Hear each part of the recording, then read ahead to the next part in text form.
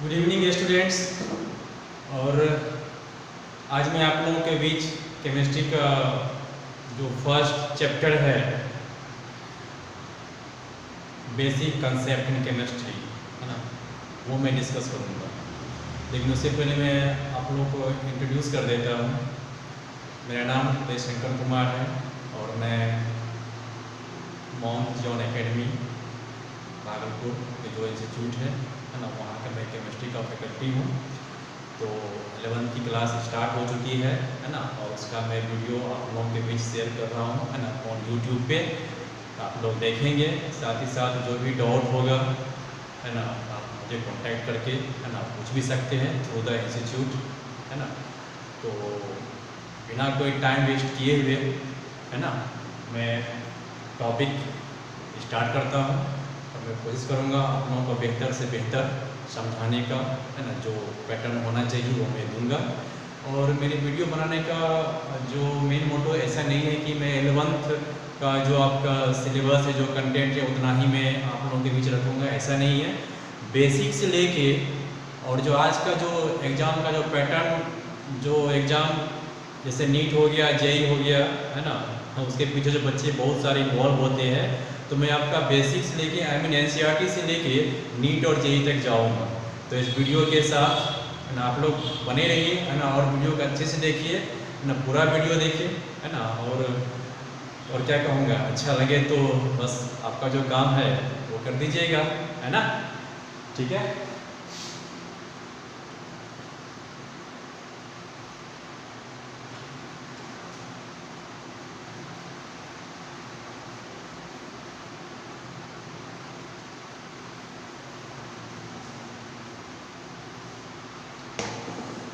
तो class 11 okay, date 7 मई 21 है ना। चैप्टर हमारा कौन सा है? चैप्टर फर्स्ट है ना, chapter first basic concept in chemistry. Okay, basic concept in chemistry है ना। बच्चों क्या है ना कि ये जो चैप्टर है ना, इस चैप्टर में सबसे जो फर्स्ट जो टॉपिक में हम सब जो फर्स्ट टॉपिक में लिखा बेसिक कॉन्सेप्ट इन केमिस्ट्री, इसमें जो टॉपिक पहले आप लोगों को भी डिस्कस करूँगा that is mole concept, right. क्योंकि ये मोल कंसेप्ट जो है ना हमारा, जैसा कि आप लोगों को पता है केमिस्ट्री के 3 पार्ट्स होते हैं, फिजिकल, ऑर्गेनिक एंड इनऑर्गेनिक। तो फिजिकल पार्ट को स्ट्रॉन्ग करने के लिए, क्योंकि ये पार्ट हमारा क्या होता है ना, इसमें न्यूमेरिकल्स होते हैं है ना, न्यूमेरिकल्स क्वेश्चंस होते हैं जस्ट लाइक फिजिक्स है ना। और उस क्वेश्चन को सॉल्व करने के लिए बेसिक नॉलेज होना जरूरी होता है ना। और उस बेसिक नॉलेज में जो मोल कंसेप्ट जो मैं आप लोगों के भी डिस्कस करूँगा है ना, बेसिक्स लेके जेई तक मैं जाऊँगा, डोंट वरी फॉर दैट है ना, वहाँ तक मैं जाऊँगा। तो इसको अच्छे से समझना है ना। यदि मोल कंसेप्ट आपको समझ में नहीं आएगी तो आप फिजिकल का क्वेश्चन सॉल्व नहीं कर पाओगे, चाहे वो 11th की फिजिकल हो या फिर 12th की फिजिकल हो। क्योंकि 11th में चैप्टर जैसे कि एनसीईआरटी के अकॉर्डिंग मैं चल रहा हूँ, चैप्टर फर्स्ट हो गया, चैप्टर सेकंड हो गया, राइट है ना। देन क्या होगा, चैप्टर 5, चैप्टर 6, चैप्टर 7, चैप्टर 8 इतने सारे चैप्टर्स हैं वो फिजिकल के पोर्शंस है ना। और फिजिकल के पोर्शंस है और स्ट्रॉन्ग वेटेज रखता है हमारे नीट के एग्ज़ाम के लिए और जेई के एग्ज़ाम के लिए है ना।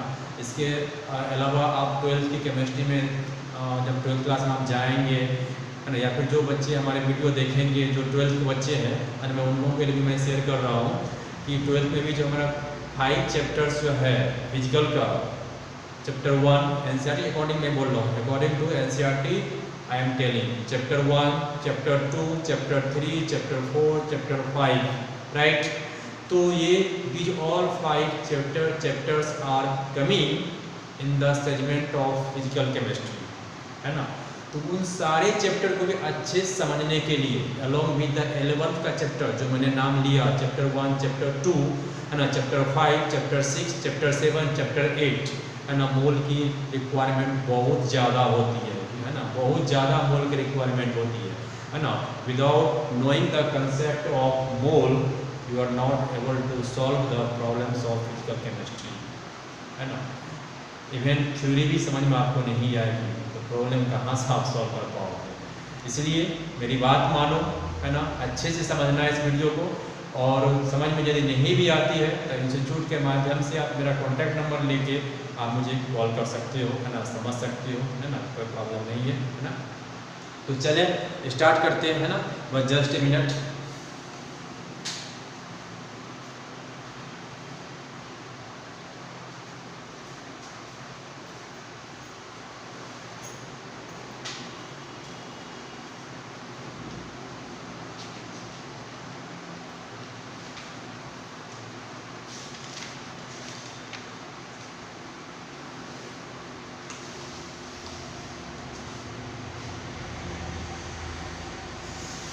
ओके बच्चों, आगे हम है ना, तो हमारा टॉपिक क्या है, मोल कंसेप्ट। क्या है टॉपिक हमारा, मोल कंसेप्ट, राइट। ये रहा टॉपिक मोल कंसेप्ट है ना।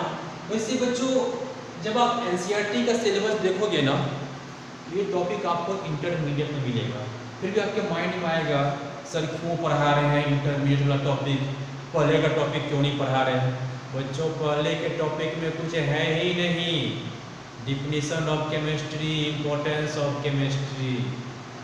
मलाई खाना पसंद करो ना, बाकी सब छोड़ो ना जिसकी रिक्वायरमेंट ही नहीं है ना। ये इंटरमीडिएट में बीच में टॉपिक मिलेगा मोल कंसेप्ट, इसको जब पढ़ा लेंगे ना, समझा देंगे, तो फिर पीछे जाएंगे ना, तो उस टॉपिक को जब डिस्कस करेंगे ना, मज़ा आ जाएगा कंपैरिजन करने में है ना। इसलिए आ जाओ इसे पढ़ने के लिए है ना।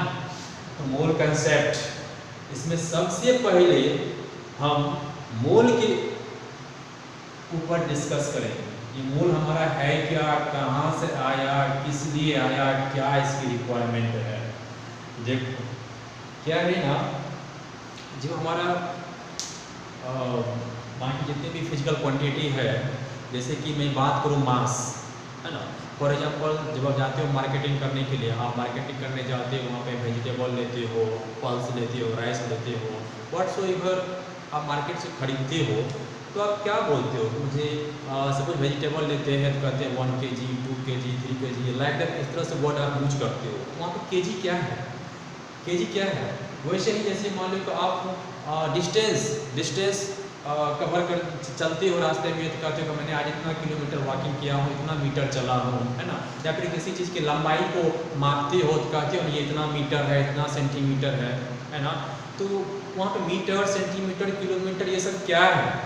उसी तरह से जैसे हम टाइम की बात करें तो आप टाइम क्या होता है सेकंड में भी बता देते हो, मिनट में भी लिखते हो, आवर में ही बोलते हो। किसी से पूछा भाई टाइम क्या हो रहा है तो बताते हैं हाँ इतना बज रहा है ना।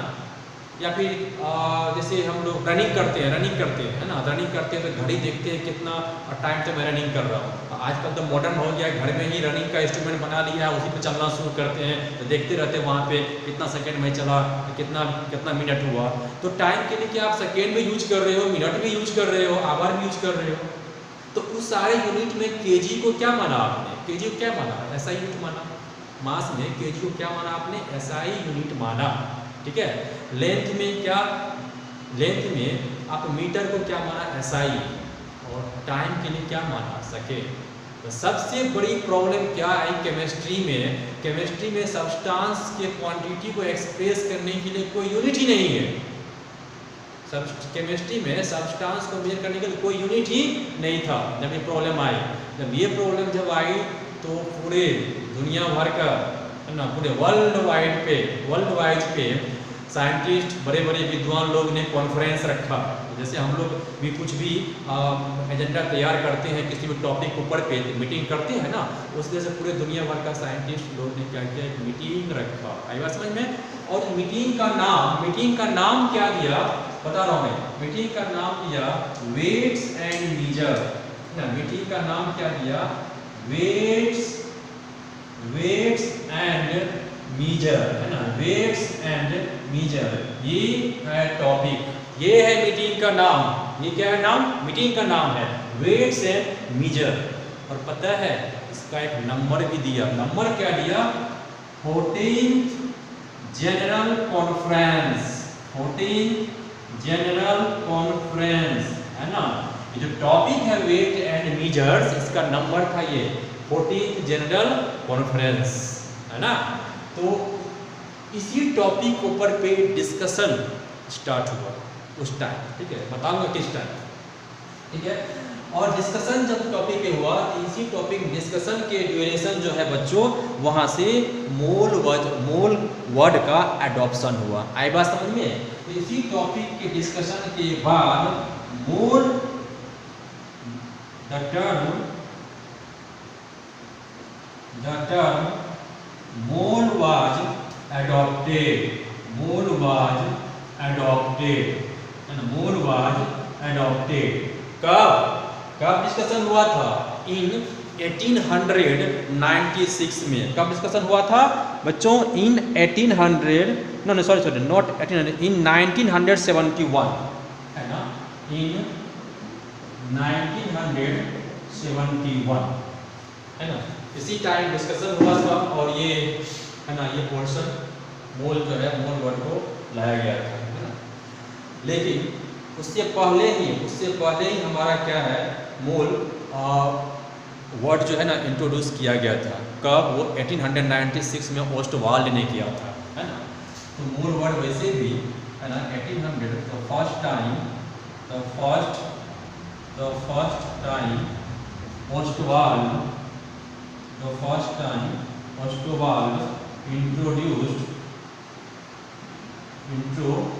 introduced the word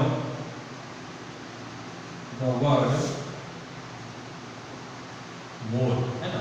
first time Ostwald ने ही इंट्रोड्यूस किया था वर्ड मोल का। आई बात समझ में? फर्स्ट टाइम ओस्टवाल्ड ने ही इंट्रोड्यूस किया था मोल का। और 1971 में, है ना, जब इस टॉपिक जो हमें लिखा हुआ यहाँ पे 14th general conference on the topic weights and measure, यहाँ से मोल के बारे में विस्तार से बताया गया और उसे केमिस्ट्री में ऐड भी किया गया है ना। मैं बताता हूँ, है ना। तो जैसे ये मोल का मीनिंग क्या है, तो मोल का मीनिंग लैटिन वर्ड में, है ना, इसको मैं इरेज करता हूँ अभी, आप नोट कर लीजिएगा, इसको वीडियो को पॉज करते हुए नोट कर सकते हैं।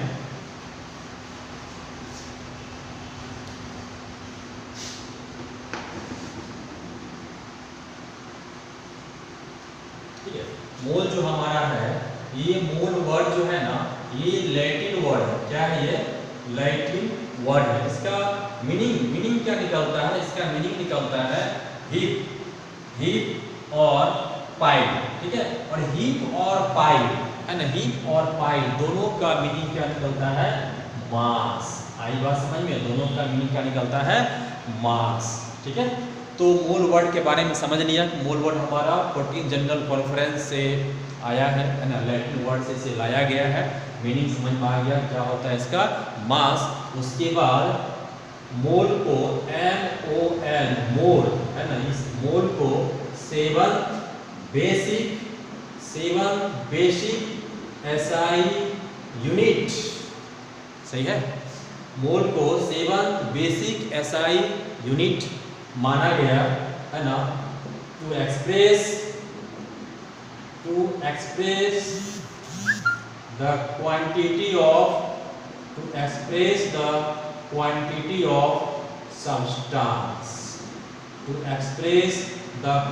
ऑफ सब्सटेंस इन केमिस्ट्री, है ना, इन केमिस्ट्री। ठीक है बच्चे, तो this is a short introduction means about the mole, है ना। मोल कहाँ से आया, कैसे आया, क्या इसका मीनिंग है ना, that I have explain here, है ना। अब इसके ऊपर आते हैं, डिफिनीशन के ऊपर आते हैं, है ना। इसको मोल को डिफाइन कैसे किया गया है ना, ठीक है।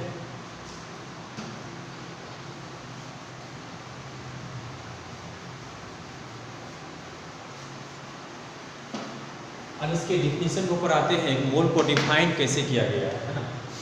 तो मोल को डिफिनीशन से समझते हैं, है ना। पूरे पीरियोडिक टेबल में कार्बन एलिमेंट सबसे ज़्यादा पॉपुलर। वाई? कार्बन एलिमेंट सबसे ज़्यादा पॉपुलर। वाई? क्योंकि आप लोग जान रहे हो कार्बन के 2 आइसोटोप होते हैं। एक हमारे क्या होते हैं, जिसमें एटॉमिक मास 12 ग्राम होती है और दूसरे में कितना होती है, 14 ग्राम होती है। लेकिन 12 ग्राम वाले क्या होता है, मोस्ट अबाउंडेंस होते हैं इन नेचर, इसलिए उसी को लिया गया। क्योंकि कार्बन के पास कैटेनेशन प्रॉपर्टी क्या होता है, ज़्यादा होता है ना। इसके मिलियंस ऑफ कंपाउंड नेचर में एग्जिस्ट करते हैं, इसलिए कार्बन एलिमेंट का जो आइसोटोप जिसमें एटॉमिक मास 12 ग्राम होती है, 12 ग्राम होती है, उस कार्बन को सेलेक्ट किया गया, है ना। उस कार्बन को सेलेक्ट किया गया और बेस्ड ऑन दैट कार्बन मोल को डिफाइन किया गया, है ना। तो मोल को कैसे डिफाइन किया गया है ना। सी हियर मोल को डिफाइन कैसे किया गया है, सी हियर, है ना। कहता है इट इज डिफाइंड एज, है ना, it is defined as the quantity, it is defined as the quantity of substance। Hello बच्चों, ध्यान दो यहाँ पे छूट जाएगा।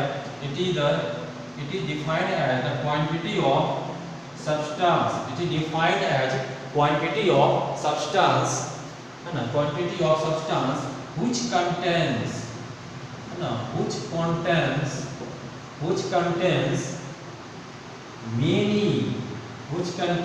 many atoms, है ना, बहुत सारे एटम होंगे, है ना, बहुत सारे एटम होंगे।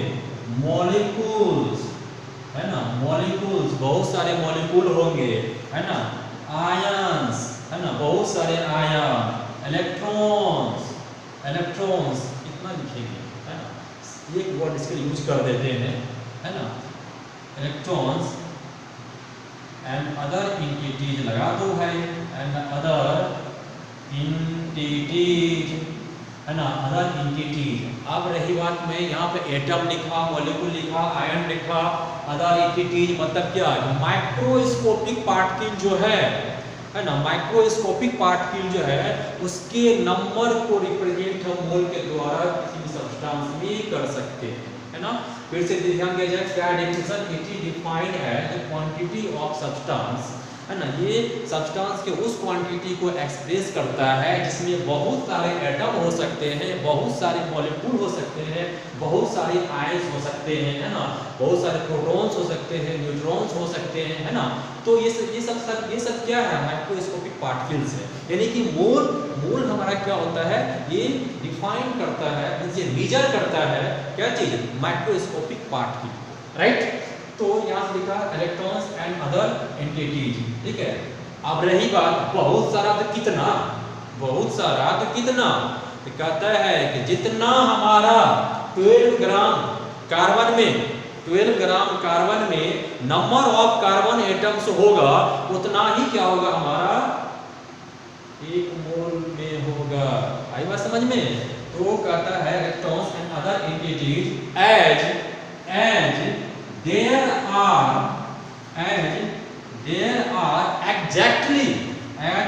are exactly number of carbon atoms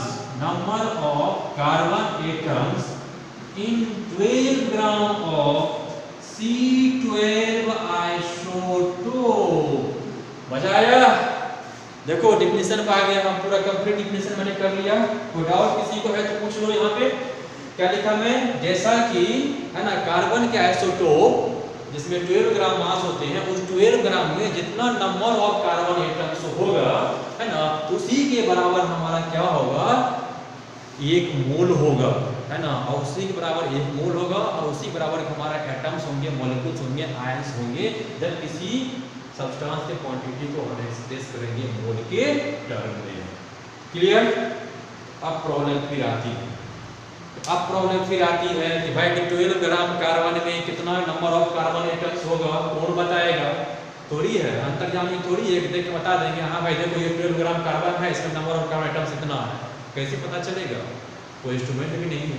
लेकिन तब तक हमारा इतना साइंस डेवलप हो चुका था कि एक इंस्ट्रूमेंट का डेवलपमेंट हो चुका था, and that instrument is called mass spectrometer, है ना। तो with the help of mass spectrometer scientist has calculated the mass of a single carbon atom, mass of a single carbon atom, एक single carbon atom का mass by using the mass spectrometer scientist लोग ने calculate किया, ठीक है। जब एक single atom की मास पता चल जाए तो आराम से निकाल सकते हैं ना, तो आराम से निकाल सकते हैं, तो दिक्कत ही नहीं है।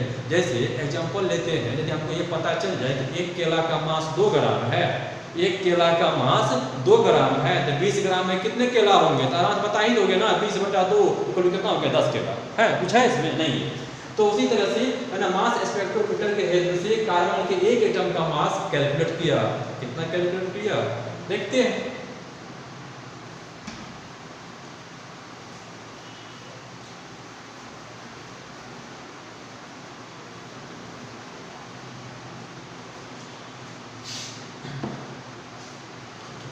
तो पहले यहाँ पे क्या किया, next point, by using mass spectrometer, है ना, बाय यूजिंग मास स्पेक्ट्रोमीटर, क्या ये इंस्ट्रूमेंट है, किसके लिए? मास को मेजर करेगा, किसका? एटम का, ठीक है। बाय यूजिंग मास स्पेक्ट्रोमीटर, है ना, mass of one carbon atom has been calculated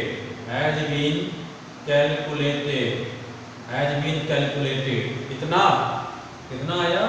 mass of one carbon atom, ये वैल्यू कितना आया? 1.99 10⁻⁻23 ग्राम। मास स्पेक्ट्रोमीटर के हेल्प से कार्बन के एक एटम का मास कैलकुलेट किया, जो कितना आया? 1.99 × 10⁻⁻23 ग्राम। ये एक कार्बन एटम की मास है, सही है। तो अब खुद चलो मोल की डिफिनीशन पे देखते हैं, क्या कहा है? 12 ग्राम में जितना नंबर ऑफ कार्बन एटम्स होगा वही हमारा मोल के बराबर होगा, है, उतना ही हमारा वो मोल, है ना, क्वांटिटी एक्सप्रेस करता है किसी भी सब्सटेंस का, ठीक है। तो एक कार्बन एटम की मास निकली कितना? 1.99 10⁻⁻23 ग्राम, और कार्बन 12 ग्राम पे डिफाइन किया गया है ना। तो 12 ग्राम में कितना होगा? लिखेंगे 10 1.99 × 10⁻⁻23 ग्राम इक्विवेलेंट 1 कार्बन एटम, है ना, एक कार्बन एटम के बराबर है। तो 12 ग्राम कंटेंट कितना? तो 12 ग्राम कंटेंट कितना कार्बन एटम्स, है ना, कितना कार्बन एटम्स? 12 × 1 अपन कितना? 1.99 10⁻⁻23। अब देखो बच्चों 10⁻⁻23 है, जब ये ऊपर जाएगा तो क्या बन जाएगा? पॉजिटिव हो जाएगा, नहीं। और 12 को 1.99 से डिवाइड करेंगे, मालूम है क्या वैल्यू आएगा? ये वैल्यू आएगी 6.023 × 10⁻23। इतने कार्बन एटम्स प्रेजेंट होंगे 12 ग्राम में, इसलिए यही हमारा क्या होता है? मोल की वैल्यू होती है, एक मोल की यही वैल्यू होती है। Got it? ओके, चलो देख लो इसको, है ना।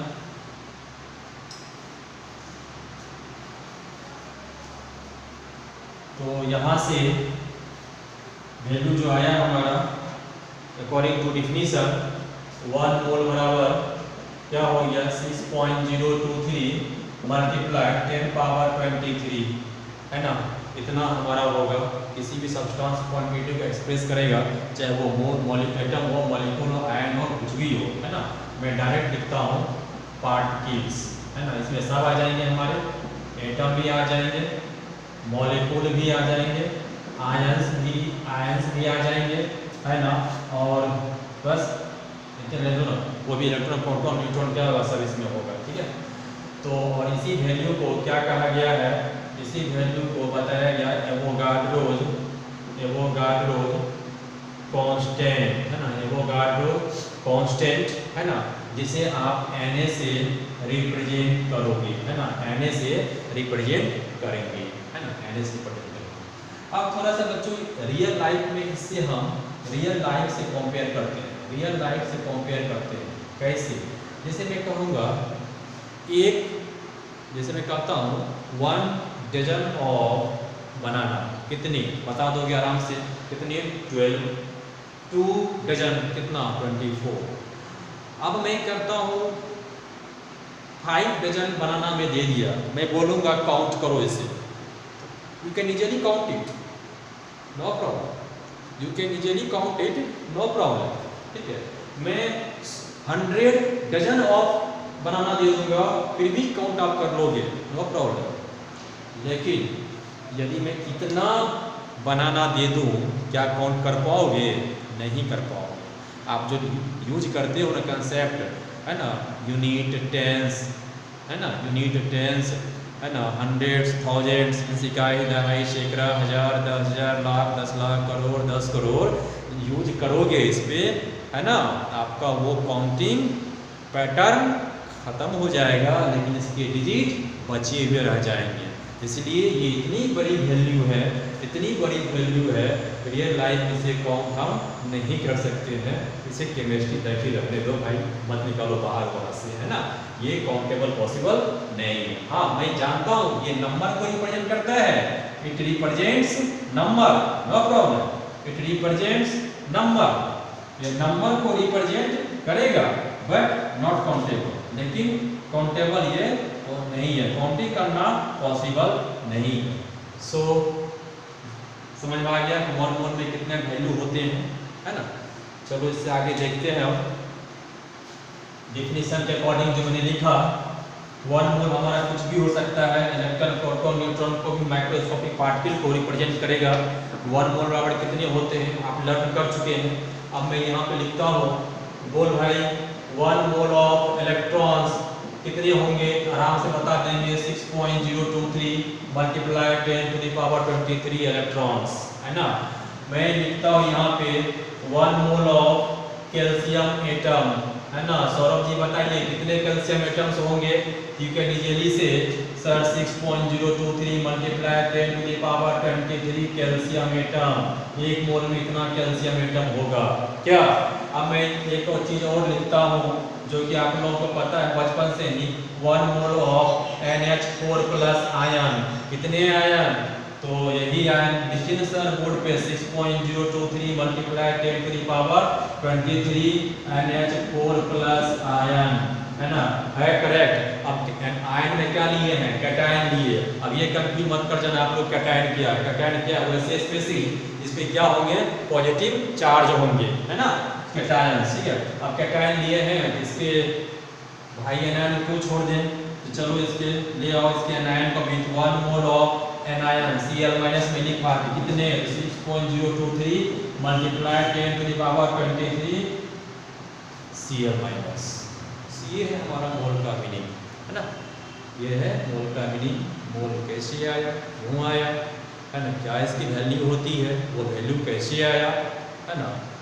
So all I have discussed today है ना। और मैं अगले वीडियो में मोल यहीं पे ख़त्म नहीं होती है ना, इसके बहुत सारे कंसेप्ट हैं है ना, बहुत सारी फार्मूला दी गई है कैसे हम मोल कैलकुलेट करेंगे, तो वो हम नेक्स्ट क्लास में या नेक्स्ट वीडियो में बनाएंगे।